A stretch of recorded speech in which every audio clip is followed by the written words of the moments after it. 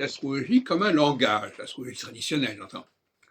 Moi qui travaille sur les langues, je m'aperçois que finalement, un astrologue, c'est un traducteur. C'est un traducteur qui va traduire la vie de la personne en termes astrologiques, ou les termes astrologiques dans un langage de tous les jours. Donc il traduit. Et ce qu'on attend de lui, c'est de traduire. Alors, donc finalement, il n'y a pas, les traducteurs, ils ne sont pas dans la critique scientifique. Ils sont simplement dans un langage que l'on connaît, et il faut transcrire dans un langage connu. Donc l'astrologue, il a deux langages. Il a le langage des astres, soi-disant. Donc il faut traduire la vie de la personne ou une situation événementielle dans le langage des astres. Ou inversement, quand il fait de la prédiction, par exemple, il faut traduire le langage des astres dans un langage politique, historique, etc. C'est tout l'exercice qui est. Donc on est dans le domaine de la traduction, c'est-à-dire on utilise un langage qui est plus ou moins complexe, mais au fond il n'est pas plus complexe que la langue courante que l'on utilise.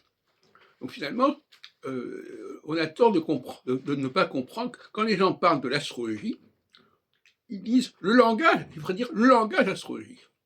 Le langage astrologique, c'est une langue qu'on utilise, on l'étudie, on voit comment elle fonctionne, quelle est sa grammaire, c'est tout.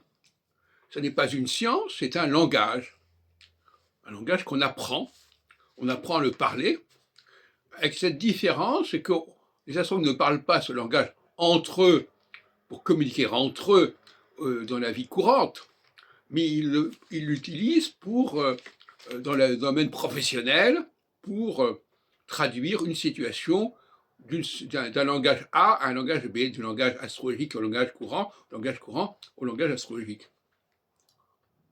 Et finalement, on n'en demande pas plus, on ne leur demande pas plus. Donc il faut arrêter de dire que les attaques contre l'astrologie sont pertinentes ou pas.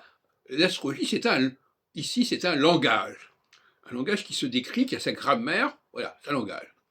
Alors maintenant, on peut voir que ce langage a pu être dévoyé, a pu être corrompu, mais c'est un langage, et les gens parlent ce langage. Donc, du moment que les gens parlent ce langage, utilisent le même langage, ben, ils sont heureux.